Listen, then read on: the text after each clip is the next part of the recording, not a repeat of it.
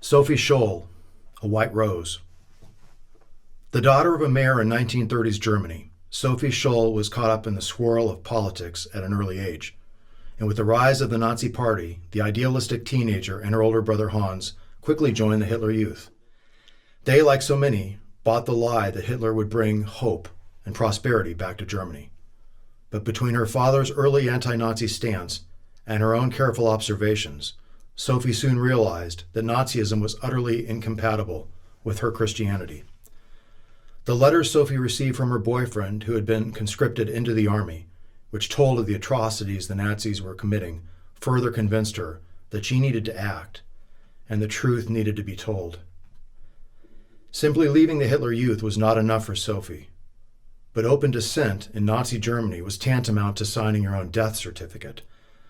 So with her brother and 4 other friends, she formed the White Rose, an underground nonviolent resistance movement dedicated to educating German youths about the evils of Nazism. The White Rose studied theology, philosophy, and politics together, and initially Hans wanted that to be the extent of Sophie's involvement, but she insisted on being fully engaged in the activism, convincing the men that as a female, she was far less likely to be stopped by the SS. The group purchased a typewriter and a duplicating machine, and by 1942 had begun disseminating their leaflets around the campus of the University of Munich, where Hans was a medical student and Sophie an undergrad. They also initiated an anti-Nazi and anti-Hitler graffiti campaign. As their mission grew, Sophie would buy the paper and stamps at several locations so as not to raise suspicion, and thousands of leaflets were mailed from different posts. However, in February of 1943, a utility man saw Sophie distributing the group's literature on campus.